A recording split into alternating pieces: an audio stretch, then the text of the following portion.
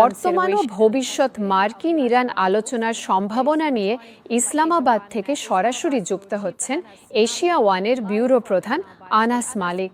তো আনাস, ওখানকার বর্তমান পরিস্থিতি কি? দেখুন, ইসলামাবাদের এই আলোচনার ব্যাপারে এখন শুধু অপেক্ষা আর পরিস্থিতির ওপর নজর রাখা হচ্ছে।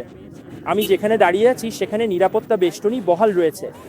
আমার পেছনে ফয়সাল মসজিদ, আর আপনি আমার পেছনে যা দেখছেন শহরের প্রধান কেন্দ্রগুলোর এই ধরনের রাস্তাগুলো সাধারণ যান চলাচলের জন্য বন্ধ রাখা হয়েছে। বিভিন্ন জায়গায় ব্যারিকেড দেওয়া হয়েছে, নিরাপত্তা বাহিনী মোতায়েন করা হয়েছে। আর এটা শুধু এই একটা রাস্তার মধ্যেই সীমাবদ্ধ নয়। আপনি দেখছেন শহরের মূল কেন্দ্রের দিকে যাওয়া রাস্তাগুলো, যেমন ব্লু এরিয়া বা ধরুন প্রেসিডেন্সির দিকে যাওয়া রাস্তা, কিংবা সেই দুটি বিলাসবহুল 5 তারকা হোটেলের রাস্তা, যা এই আলোচনার সম্ভাব্য ভেন্যু হতে পারে। কারণ সেখানেই প্রতিনিধি দলগুলো থাকবে, সেগুলো বন্ধ রাখা হয়েছে। রেড জোন, যেখানে গুরুত্বপূর্ণ সরকারি ভবনগুলো রয়েছে, সেটিও বন্ধ আছে। এতে বোঝা যাচ্ছে যে ইসলামাবাদের পক্ষ থেকে তারা প্রস্তুত এবং তারা কোনো ইতিবাচক বার্তা বা সংকেত পাওয়ার আশা করছে। এখানে আশাবাদ আছে, বরং বলা যায় ইসলামাবাদের পক্ষ থেকে একটি সতর্ক আশাবাদ কাজ করছে। আর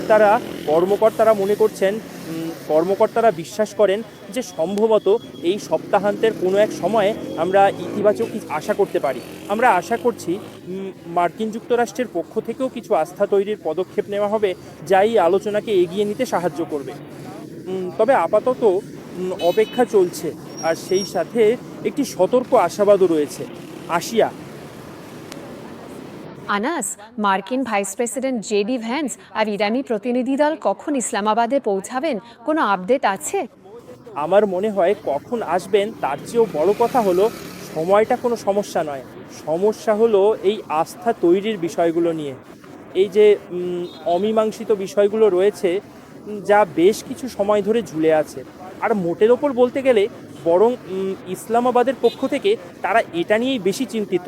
সেই প্রেক্ষাপটে যে তারা চাইবে যে সমস্যাগুলো যেন মিটে যায়। তারা চাইবে যে উভয় পক্ষ যেন একটি নির্দিষ্ট পর্যায়ের বিশ্বাস এবং আস্থার সাথে এই সমস্যাগুলো সমাধানের জন্য আলোচনায় বসে, যাতে একটি ইসলামাবাদ শান্তি চুক্তি স্বাক্ষরিত হতে পারে। তাই আমার মনে হয় বর্তমান পরিস্থিতিতে যেহেতু সব কিছু শামুকের গতিতে এগোচ্ছে, এই আসন্ন সপ্তাহান্তে হয়তো ইতিবাচক কিছু ঘটতে পারে, যাতে মার্কিন যুক্তরাষ্ট্র এবং ইরানের মধ্যে দ্বিতীয় দফার সরাসরি আলোচনা শুরু করা যায়। আসিয়া।